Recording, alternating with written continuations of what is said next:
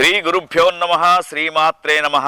జనం ఛాయిస్ ప్రేక్షకులకు క్రోధినామ సంవత్సర ఉగాది శుభాకాంక్షలతో ఈ సంవత్సరం మీనరాశి జాతకులకు ఏ విధంగా ఉందో మనం తెలుసుకుందాం.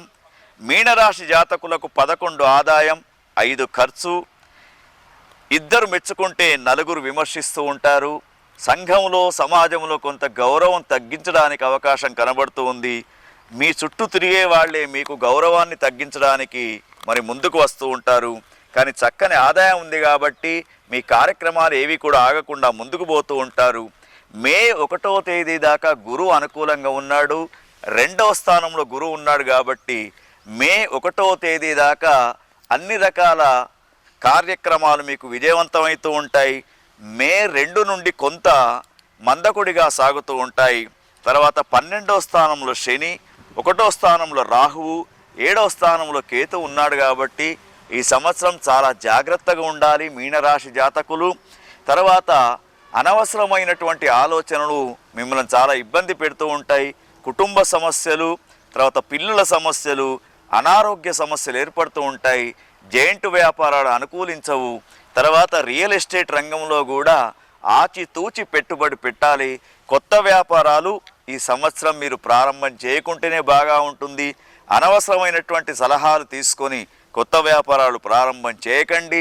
ఎందుకంటే అనుకూలమైనటువంటి పరిస్థితులు ఉన్నప్పుడే మనం వ్యాపారాలకు ముందుకు పోవాలి. విద్యార్థులకు విదేశీ ప్రయత్నాలు కొంత అనుకూలించవు. విజయ ఫలితాలు పొందాలంటే వారు మరి ప్రయత్నం అనేది ఎక్కువ చేయాలి. తర్వాత ముఖ్యంగా రైతన్నలు అనుకూలమైనటువంటి వాతావరణం ఉన్నటువంటి పంటలు పండించండి. ఈ సంవత్సరం కొంత వర్షం కూడా తక్కువగా ఉంటుంది కాబట్టి వర్షానికి అనుకూలంగా ఉన్నటువంటి పంటలు వేసుకునే ప్రయత్నం చేయండి. వ్యాపారస్తులు కూడా కొన్ని రకాల ముఖ్యంగా వ్యాపారములు కానివ్వండి, రాజకీయ రంగంలో ఉన్నటువంటి వారికి మరి డబ్బు విషయంలో కొంత అననుకూలతమైనటువంటి ఉంటూ ఉంటుంది.